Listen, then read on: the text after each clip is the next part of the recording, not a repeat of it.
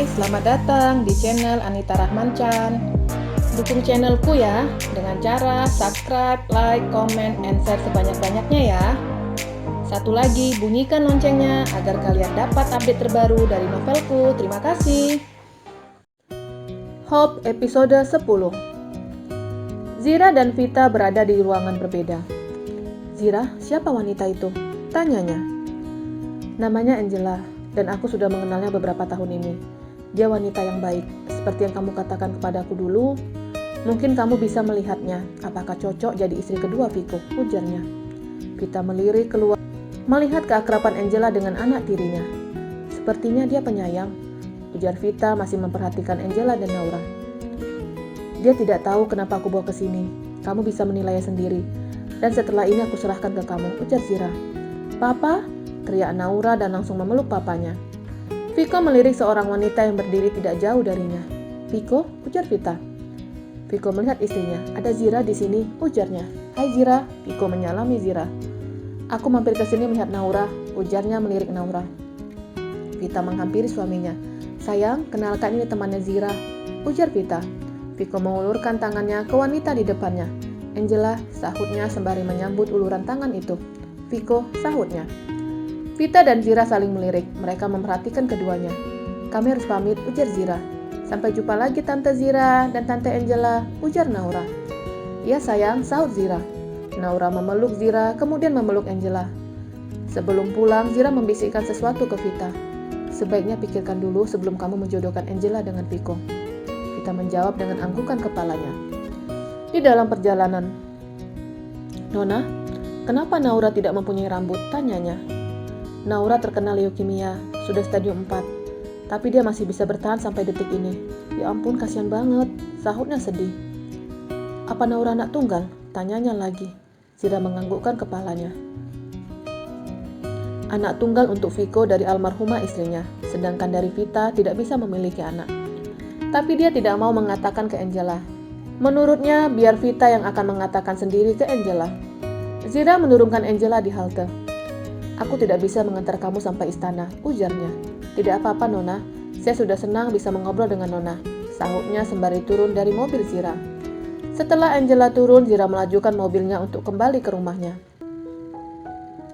Menik dan Bima telah mengurus tempat lamaran di sebuah hotel, tapi bukan hotel bintang 5. Bima menyesuaikan anggaran yang dia punya untuk menggelar acara lamaran itu. Kak, aku langsung balik ya. Ya sudah, hati-hati. Besok kita berangkat dari sini, ujar Menik mengingatkan adiknya. Menik masuk ke rumahnya ketika adiknya tidak terlihat.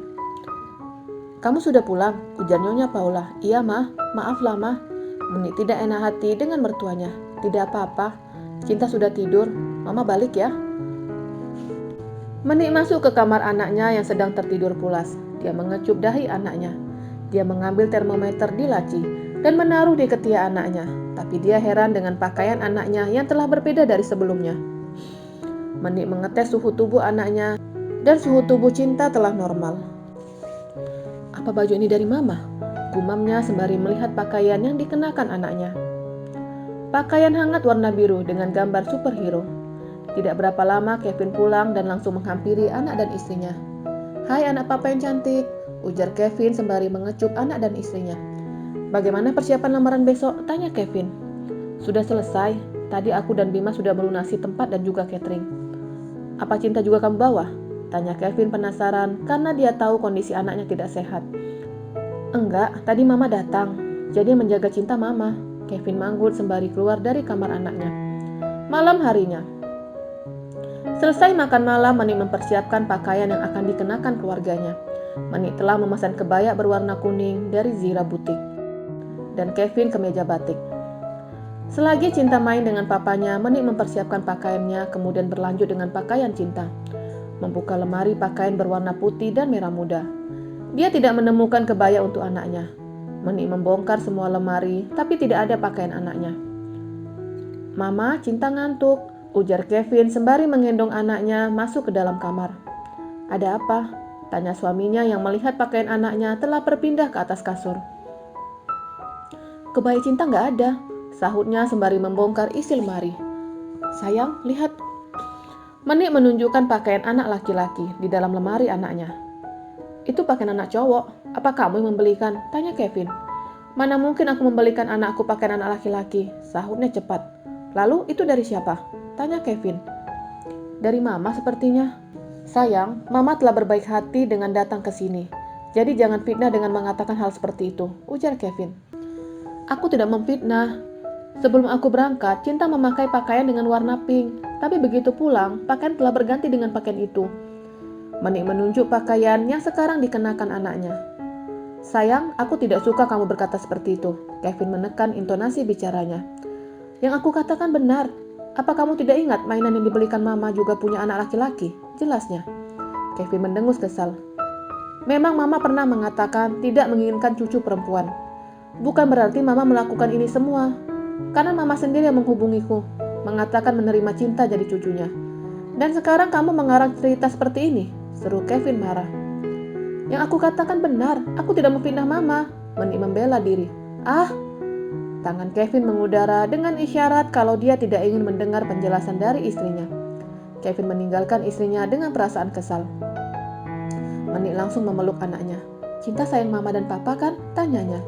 Cinta menganggukkan kepalanya dan mengecup pipi mamanya. Menik menidurkan anaknya. Dia tidak ingin kembali ke kamarnya.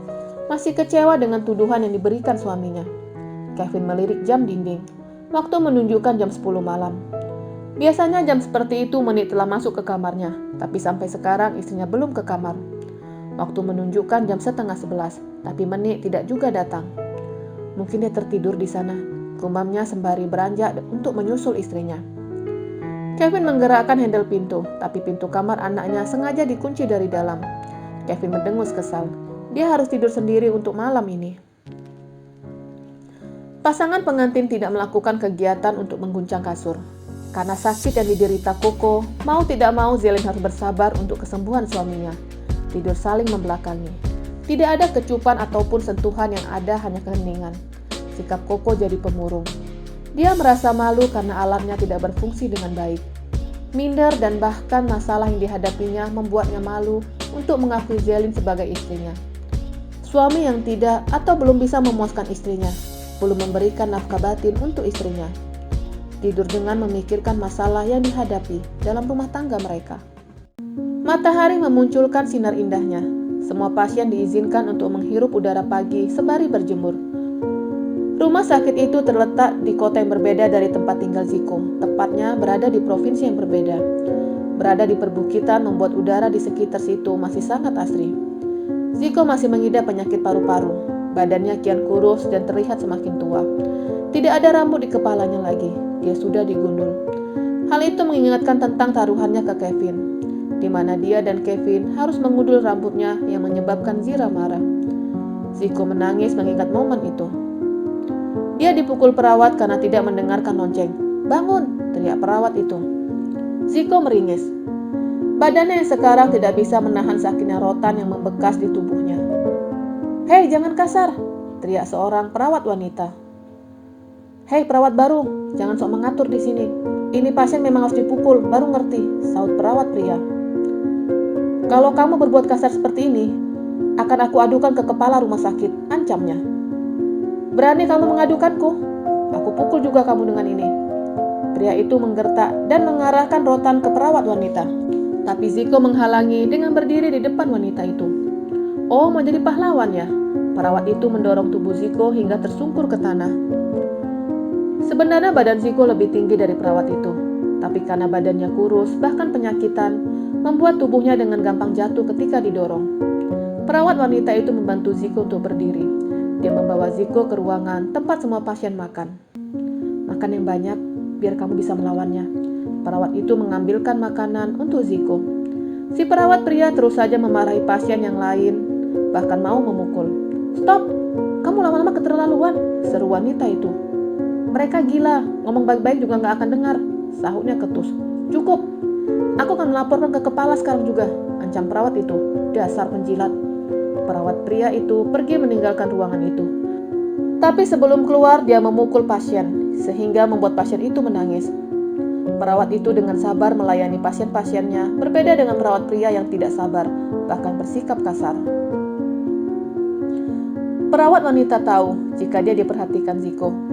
Dia menghampiri meja yang dijadikan Ziko untuk meletakkan makanannya. Kamu tidak seperti orang sakit jiwa. Ziko menganggukkan kepalanya. Aku bisa melihat dari tatapan kamu yang tidak kosong. Seperti ada yang ingin kamu sampaikan. Aku semakin yakin pada saat kamu membelaku dengan menghadang pria brengsek itu, ujarnya. Ziko menunjukkan dirinya dan menunjukkan bibirnya. Perawat itu tidak mengerti bahasa isyarat yang diucapkan Ziko. Ziko membuat bentuk persegi di atas meja kayu dengan menggerakkan jarinya. Iya, itu kayu, kenapa? Tanya perawat itu. Ziko menggelengkan kepalanya. Aku ingin kertas dan pena, hanya itu. Ziko hanya bisa bergumam di dalam hatinya. Lanjutkan kembali makan kamu. Perawat itu meninggalkan Ziko dan menghampiri pasien yang lain. Aku harus mendekatinya, hanya dia yang dapat menolongku keluar dari sini. Ziko kembali mendekati perawat itu. Kamu mau apa? Tanya perawat itu. Ziko mencari sesuatu yang bisa dijadikan contoh. Dan pada saat itu ada iklan surat kabar di televisi. Ziko menunjuk ke arah layar televisi. Iya, itu televisi. Kamu aku mengganti siarannya. Perawat itu mengambil remote dan mengganti siaran. Dan pada saat itu pesta pernikahan Zelin ditayang ulang oleh salah satu televisi swasta. Ziko menunjuk layar itu, bahkan berdiri cukup dekat. Bersambung.